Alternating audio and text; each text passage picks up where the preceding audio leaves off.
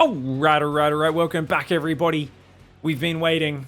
Our dirge call keening across the StarCraft universe, lamenting the fact that the beast has been gone. He has been absent.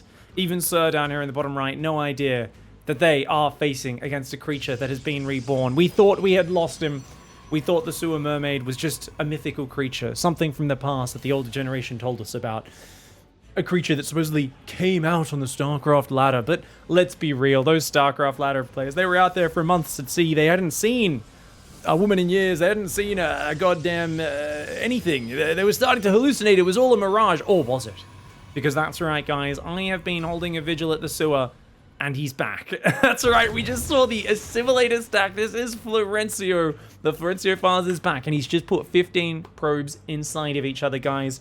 Now, remember, guys, when all probes become one, they all kind of join forces a little bit. So, it's a bit of a Spartacus situation. One says, I'm Spartacus. No, I am Spartacus. Except, of course, in this case, it's Puppeteering. So this here is the Puppeteering strategy. We've got Puppeteering, the probe, coming across the map. There are 15 individual Puppeteers. Each one is Puppeteers, whilst also not being the complete Puppeteers, but only a part of Puppeteers. Yet you only need one, and Puppeteers still stands. So we're going to see if Puppeteers can get the damage done. It's coming in, guys. The Zerg is planning an all-in right now. This is clearly an all-in because they're trying to do a very fast link speed with a fake hatchery. They're going to not have enough drones to defend. They do react pretty quickly, but look at that. The probes do micro to the right side. That being said, those probes on the right are kind of outnumbered. A lot of the probes are stuck behind each other on the left. The probes on the right quickly pull back. Puppeteering versus Sir's economy here at the start. This is bloody close to see who's winning in this fight. It's very hard to say. It looks like, oh my god, it's so close. It's so close. I think maybe Sir could have just kept fighting there, but Sir's completely out of money. Down to 3 drones versus 11. Is this it? Is that it? Do you just win the game like that? What a glorious return to the ladder for the Sewer Mermaid. Comes out and instantly just picks up a hard-packed ball of poo. You guys know when you throw snowballs, you're meant to keep it kind of soft, so it's fun, it explodes, it's powdery. You see that one person who's getting the kind of icy snow and packing it in really tight, and it feels like a goddamn rock when it hits you. That's what Florencio just did, but with fecal matter. It's all over Sir's face. There's a big poo smear. No, quick, Sir! Watch out! This one probe did a duck around. Oh my god, gets a drone kill, does go down. But look at that, these other probes do survive. We've still got 2 probes that were part of Puppeteering surviving in this game. Meanwhile, 3 angry Zerglings. Guys, these are the 3 brothers. This is fucking 3 angry brothers. Hunter, Chad, and Michael. I don't know, Michael. They're coming in for revenge. They're like, you F with our little kids, our little brothers? Yeah, we'll get you, man. We'll get you. You mess with our cousins, our drone cousins? All right, let's go. But there's too many probes to fight him right now. Hunter, Chad, and Michael are going to be struggling. Oh! Hunter goes down. It's just Chad and Michael. Here we go. Another Zergling does come in as well. They're going to keep on microing. But the probes right now, the workers trying to defend themselves. Florencio, the Poo Master. The thing is as well, you got to remember these probes, man. These Puppeteering probes. They're all kind of continuing the tradition of Puppeteering, even if they weren't part of the original Poop Centipede. Oh, the Zerglings attack the Nexus, but they're not watching, and one of them goes down. Only Chad is left, guys. Chad the Zergling. Gonna keep circling around. Ooh, runs through the mineral line, but there's a cannon on the way. Now, keep in mind, guys, one of the Puppeteering probes did survive. This here is Puppeteering 3. I believe he was the 3rd one inside the human, or the probe centipede of the Puppeteering. Anyways, the Zerglings are there as well. Oh, okay, how many probes did he take down? 15 in total. So he's actually killed a ton of probes. But the Zerg's still an 8 versus 15, which is, it's like really bad, man. The Zergers are wasting so much mining, though, that Florencio hasn't started a cybercore or a gas. So there are like minutes until Florencio can really do anything on this map. Gets another one there as well. Chad and the crew doing very well. And I think Sir realizes, hey, he's kind of contained. So look at this. He's going to go scout for the corners. Splits his lings up to go check the corner bases, which is genius. Unfortunately for him, he's sending a drone to the natural. Sir is like, cool. We went over there. We beat the shit out of them on their front lawn. We told them not to come back to our neighborhood. Little do they realize that Spartacus still lives. Oh no, the Puppeteering still lives and he's ready to smear that poop everywhere. For those who don't know, a Sewer Mermaid, much like a mermaid, but instead of being sexy, having no voice, being alluring, and having clamshells covering her tits, a Sewer Mermaid basically specializes in spreading its virile payload. And what do you mean by that? No, I'm not saying it's shooting its boys everywhere. I'm saying it's shooting its poops everywhere. I'm saying it lives in excrement. It lives in the sewers. It is specially evolved. Much like in the Witcher series, the animals are evolving for the more urban environments as the human cities keep growing and growing at a much more drastic rate than the elves or the dwarves ever did. You know, you start having these creatures who are just surviving and thriving in the sewers and the excrement and all that sort of stuff. That's essentially what Florencio is. You've got to realize here that Puppeteering right now is just waiting for that hatchery to get finished, you know, letting the settlement build up a little bit, and then we are going to just drop some foul poop flingers all over the place. And you know what, guys? That is Florencio's goal. Remember, it's not about necessarily killing your opponent in one swift move. I don't think I've ever seen Florencio hit a tight, brutal all-in, but it's about catching them off guard and ruining their mentality. Because right now, we're on Sir's vision. Sir's like, I'm back in control. He's on one base. I'm about to be on two. Back on gas. I've been harassing. I even killed an assimilator with my Zerglings. All right. All right. Fuck.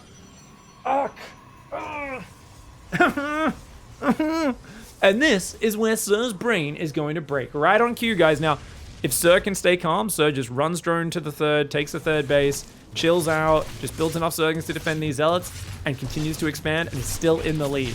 But this is where Florencio relies on his opponent's mentality, breaking down the Zealots. Already kill a bunch of Zerglings, but now they get surrounded and taken down pretty efficiently. The Queen survives as well. It was actually really good for Sir. Sir with a nice hold. 2 poop flingers down there, still trying to get the pink eye on. Sir is getting slowly infected with... No.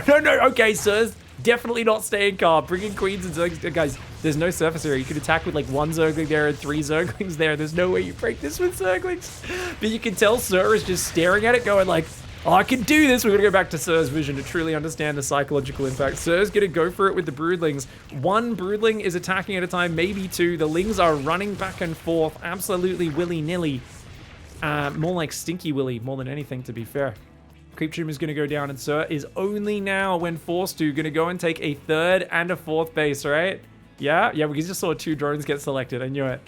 Okay, so this is it. So Florencio has kind of cornered Sir into making the right decision.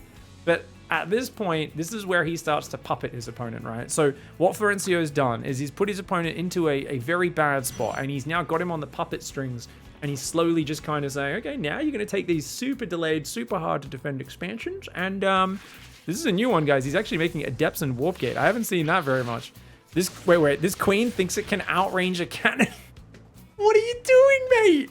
The cannon has 7 range, you have 5. There's no way that you were going to get here and hit the pylon without getting hit by the cannon. Come on, mate. Oh, no. Poor Sir. I don't think Sir's dealt with cannon rushes as much maybe as some more experienced players. But generally, if they have a nice wall-off up like that, by the time you first see it, it's like, it's too late. Just give up. Just give up. Take another hatchery elsewhere and go for it that way. Stargate's on the way. Sir is still scouting with the Zerglings. Sees the gate, sees the Stargates. Uh-oh, gonna lose a bunch of Lings on the way out. Ouchies. Bunch of those get picked off. Adepts coming across this map. Sir definitely needs to make more fighting units. You'd expect a Roach Warren here, but the Adept crew is going to come in. Now, once again, we're talking about flinging shit. For those who don't know, the Adepts have a glaive attack. It's a glaive cannon. Now, Florencio has modified his. So basically, he has a big barrel. It's this pylon here is actually a barrel. That barrel is filled with shit. And essentially what they do is they dip it into this shit. Much like, you know, you can dip your sword into flames or into like poison or something in like Baldur's Gate and Dungeons and Dragons games. Been playing a lot of that, having a lot of fun. Yeah, the Adepts now have, it doesn't add any direct damage. You might wonder, well, how does poo work? Is it like poison? What it does is basically, so 3 weeks after a unit gets damaged by the Adepts, they come down with a severe bacterial infection.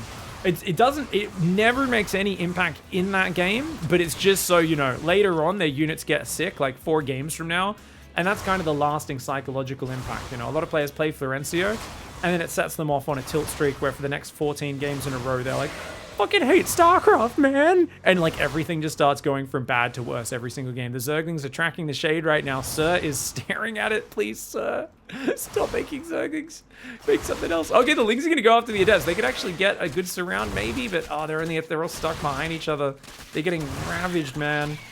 Is a single Adept gonna go down? Oh my god, almost all the Zerglings go down. And the Adepts go back to the shield battery station. While Poo does infect other enemy units, of course, he patches those little band-aid Poos onto his own units, and it just heals them right up.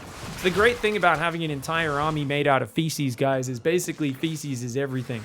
Funnily enough, the creep kind of looks like a feces carpet to some people. Many have likened it to that. The Overlord dropping creep looks like a dude taking a bit of a nasty dump, if you know what I'm talking about. Anyways, Nexus is on the way behind this, and the Alpha of Chads is on the way, guys. We've got the first Chad Ray out. This is he's like, I'm a real Chad, not like those pussy-ass fucking Zerglings, mate. Uh-oh, Hydra's coming in. Ooh, finally, the Hydra's going to get on top, but the Adepts are going to shade into that main. Run. Sir, get those drones out of there, mate. Oh, already lost 3 or 4 drones. Hydra's Queen's going to jump on top. Here we go. Hydra's take out 1 Adept. They take out 2. Can they get number 3 and 4? The Hydras are stuck behind each other right now. They're going to damage the Adepts. They do get 1, and both of them do go down. Finally, Florencio's Poo outpost down here. 24 kills across these 2 cannons. Units lost tab, 2-1 in his favor. Absolutely savage. He's trying to get a wall of cannons and batteries up. He does take out the pervert in the back of his base who was watching him stir up his bucket of poo. Cannons and batteries are on the other side as well. Zerg is going to start to take out the cannon. And here we go. His name is Chanicus Maximus. He is the first of his kind. He who urinates on his opponent for victory. Now, you might be wondering, do Void Rays really urinate on their opponent? Yes, that's essentially Prismatic Beam. That's a Pissmatic Beam when Florencio is playing. He's modified all of his weapons. Plasma shields, it's crapma shields. He has a layer of hardened crap that he left out to dry that has turned into a sort of carapace around this bad boy. That's just how it works. Poopy Overcharge. He keeps throwing poo on his unit to heal it while it's taking damage. Look, get back to the Poopy Overcharge. And that's what, man, and Prismatic Alignment taking down these Void Rays. It's not powerful against these Hydras, I mean. The Hydras are pretty resistant to it. He changes targets at the last second. You see that, guys? Florencio got the Hydra into red life, changed targets. Florencio, for those who don't know, has a scientific rule of spread the damage out. Many people spread the love. They feel that's a good philosophy for life. For Florencio, it's spread the damage. He feels the more units he damages without killing, the more regeneration has to happen. And that gives him more total life points to take from his opponent. For Florencio, like we said, it's not about winning the game, it's about lasting psychological damage, and he really feels you just can't properly traumatize your opponent unless you inflict damage across as many units as possible. A lot of people would say, no, you got to get rid of the veteran soldiers, get him out of there, you know, take him out, make sure they've got green soldiers. For him, that would defy the purpose, because for a green soldier, a brand new troop on the front, he's got to start torturing them and inflicting that mental trauma from the start. In this case, these Hydras and Zergers, they're going to remember the poo cannons. They remember the bloody Void Rays that damage them. You know, they got all this bloody trauma inside there. And they're going, what the fudge, man? And he knows that it's a sucking up effect, just leaving those units to see more and more terrible battles over time. Now, the Zerg looks like they're getting back in control, getting rid of the cannons and batteries, so Florencio immediately swings in on the left with the surprise oracles, and he says, your children are undefended, mate. Takes out all of those undefended drones, leaves 1. He says, go tell the rest what happened here, because he is actually a cartoon bad guy. He's, you know, like a Bond villain who's like, haha, I'm going to put you in a bloody tank with sharks with lasers on their heads, you know? And you're like, or you could just shoot them right now. And they're like, no. We need to both give the opponent a chance to get back in the game, but also make it as painful as possible to watch them die. The oracles are starting to get shot down, and he's going to just fly. No, he didn't even fly straight out. He twerked to insult his opponent. You could see he kind of did a bit of a butt wiggle, loses an oracle for it. But remember, twerking in your opponent's face is the ultimate disrespect. It makes me think of that viral clip of that girl in that creator clash, the YouTube boxing match where she punched the other girl in the face and then started doing a little twerky, little bit of a dancey dance. There's just something about mixing violence, like flying in and killing a bunch of drones, with then also stupidity, that is very, very funny. I saw a clip on, I don't know where it was the other day. People were like, oh, this is so disrespectful. And it was some guy in a basketball match, I don't know if it was old or new, where they were like winning by a ton. It was near the end of the match, and he just like, he was like styling on the other team. He like just threw it off the board and just jumped and picked it up and like dunked it in like off his own rebound. And people were like, that's so disrespectful. And I didn't even understand, because I don't really know what the hell's going on in basketball at all. And then I was looking through, and they're like, oh, yeah, you know, to style on your opponent, you know, you're already winning by 30, 40 points. Like, people know it's not like a super competitive match. It's disgusting to insult them like that. And I was like, This is the exact opposite of like, this is like the classic, like everyone in the comments cheering, saying, who cares, man? If you're not good enough to stop them styling on you, they're not good enough. And the other half were like, no, this is so disrespectful. I really felt like I was reading the comments of the Florencio fans being like, fucking, yeah, go style on him. The other half being like, it's disrespectful. This is an honorable match. F you. Like, to be fair, guys, like I would lose my mind if I was losing to Florencio every day. Don't get me wrong. It's funny to watch. But it is like really dirty. Like he is trying to smear poo on your face. Now, to be fair, what has always made it somewhat more palatable in my mind is how often he loses from what should have been winning positions because he's styling. And that to me has always been the cost. If you're going to style all the time and try to torture your opponent rather than prioritize winning, like right now, his opponent's there. He should just kill them. But much like in a horror movie, whenever they knock the bad guy unconscious and they just run away, Florencio doesn't run away. He literally goes to his car, gets his car battery out, gets some wires, attaches them to the nipples, and starts being like, like he doesn't even tie up his opponent or incapacitate them. He goes straight to torture. He, like, in the middle of a fight, starts trying to rip their toenails off with pliers. The man is a straight up sicko. He is trying to inflict maximum pain. Oh my god, this Hydra attack is so bad. They kill one shield battery. Guys, was that one shield battery? Oh my god, that was one shield battery for like 30 Hydras. It was like 15, 16 Hydras. 23 Hydras have gone down this game in total. Absolutely savage. And you know right now he's flying down there ready to dance his disco ball on his opponent's face. Florencio just getting absolutely filthy. Getting back in the ladder in the dirtiest of ways. And it just feel like, you know, all he has to do is open the door to his opponent to the Chaos Realm. Drag them into those deep, muddy, filthy sewer waters where he's so experienced. The man could go spelunking in a cave with zero visibility and he would be able to just, he can sense things, you know? He's immune to blindness. It's not even dark vision, guys. It's literally, he can hear the seismic waves. He can smell the poo. He can feel the goddamn vibrations in the earth and all that sort of stuff. The man is an utter savage.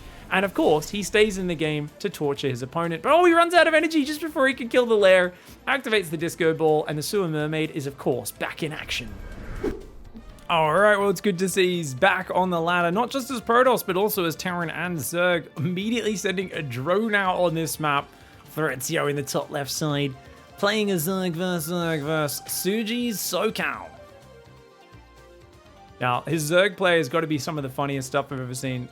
I always feel like Protoss, it fits just Florencio like a glove, right? And I do feel like it is still, in my mind, my favorite race to watch Florencio because he's just so dirty, right? Like, but the thing is, when he plays Zerg, it's like watching, I don't know, man. It's like watching the guy in the first Men in Black movie, the cockroach guy dressed up in the farmer's skin suit. Just be like, sugar water, you know? It's just like, it's just like you're so obviously not a Zerg, but it's such a hilariously stupid caricature of what a goddamn, Protoss thinks a Zerg does, or a Terran thinks a Zerg does. Do you like the sewers? So SoCal, clearly aware of who they're playing against, is playing Spawning Pool first. Very safe opening, and is already up 4 workers in this game. This is a rock solid build, whereas is this like a 14 pool or something? Oh my god, Florencio has no economy, guys. Florencio's build is so bad. He's gone for a super early spawning pool. I don't even know if it was a 12 pool because it feels late, but he's building a spine crawler in his main. Why are we building a spine crawler when you're 12 pooling? I don't even know if it's a 12 pool, but this is such an awkward build for Flo. He has no economy at all. The absolute lack of fundamentals is my favorite. This is the thing with the Zerg. It's like he'll build spines in his main while building a hatchery somewhere else, and then do things from like opposite sides of the map. Now SoCal's gone pool hatch, making 4 Zergs. This is a very safe build. They are a little slow to start their queen. They've forgotten to start their queen. That's one thing going for Flo. They're going to start a roach warren though. Oh my god, Flo is so dead. Flo is just dead. He's got mass slow Zergling starting to mass up in his main base. I can't. He's on 10 drones. What are you doing, Florencio? What is this build? He's going to run across the map with 10 slow Zerglings. Oh my lord. Okay, so SoCal's going out with 4 Zerglings. Has got a roach on the way, finally building a queen. Their Overlord, I think it saw the Zerglings come out, but because they've put it off to the side, they might not have seen it. They've put the Overlord on the pillar, though it's a Zerg versus Zerg. You don't need to do that. They are saving their lava up right now, I think waiting for the roach horn to be done. They should be able to defend in the main with drones and the queen if they micro well, but oh my god, spines are starting to build up here. The hatchery's being spotted by the Overlord. 4 roaches are starting, giving up the natural, not a big deal. Meanwhile, the Zerglings are going to run in and they are going to encounter a spine crawler. Florencio, as always, giving his opponent a firm dicking. And yeah, that's kind of nasty. Watch the Zerglings just get tossed. Spinecrawler Zergling physics are one of my favorite. No, you don't need to go down there and defend. You're going to lose all these roaches. Careful, mate. Careful. Okay. Oh my god, SoCal, A-move. SoCal, just A-move, mate. Okay, SoCal is fighting right now. The hatchery goes down. The broodlings do come out. Roaches will clean that up. Looks like the Spinecrawler did take out the other Zerglings. The spines are going to show up now. SoCal seems to be realizing that this is happening. But SoCal, oh my god. SoCal, get out of there.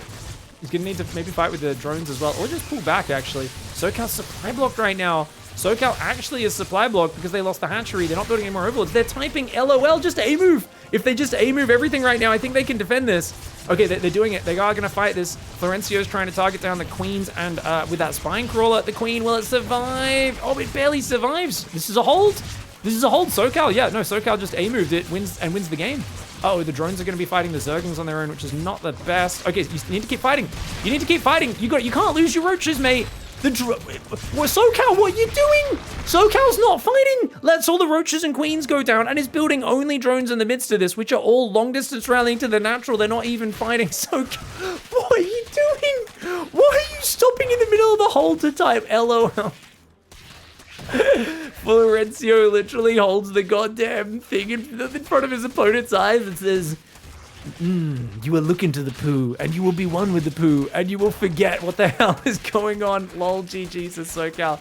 How are the sewers, says Florencio, with his, this is possibly, it's so funny, because, like, all SoCal needed to do was just keep building units, or keep fighting with the drones, preferably a mixture of both, and there's no way to lose. Florencio doing a 12-drone, slow Zergling all-in with a hatchery and spine crawlers inside the base.